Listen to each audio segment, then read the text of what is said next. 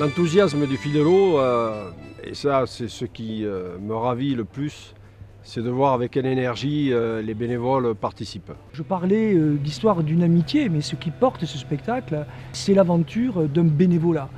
Moi je me plais à dire que bénévole, ça veut dire celui qui veut bien, celui qui donne de son temps, celui qui donne de son énergie. Et je crois qu'évidemment ce spectacle ne se ferait pas depuis 22 ans s'il n'y avait pas tous ces bénévoles qui gravitent autour de ce spectacle pour que ce spectacle soit.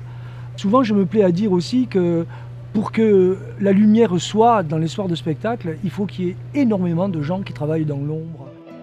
Lucien, Théo et Guillaume, enfant d'ici,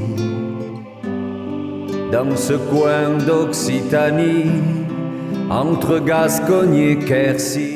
Je pense à la trentaine d'équipes de monteurs qui, dès le 14 juillet, sont là à 6h30 le matin, tous les matins, pour bâtir ce véritable village de cow-boys, ce village incroyable que l'on monte au 14 juillet et qui, le 15 août, sera entièrement démonté. C'est un travail phénoménal et sans ces bénévoles extraordinaires qui ont cette énergie, ce savoir-faire aussi, et qu'ils ont acquis au fur et à mesure des années, il est bien évident que ce spectacle ne pourrait pas exister. C'est un spectacle aussi en costume qui raconte tout le XXe siècle, ce qui veut dire qu'il y a parfois des acteurs qui se changent 4-5 fois de costume durant le spectacle, ce qui veut dire qu'en amont, il y a un travail sur les costumes qui là aussi est phénoménal.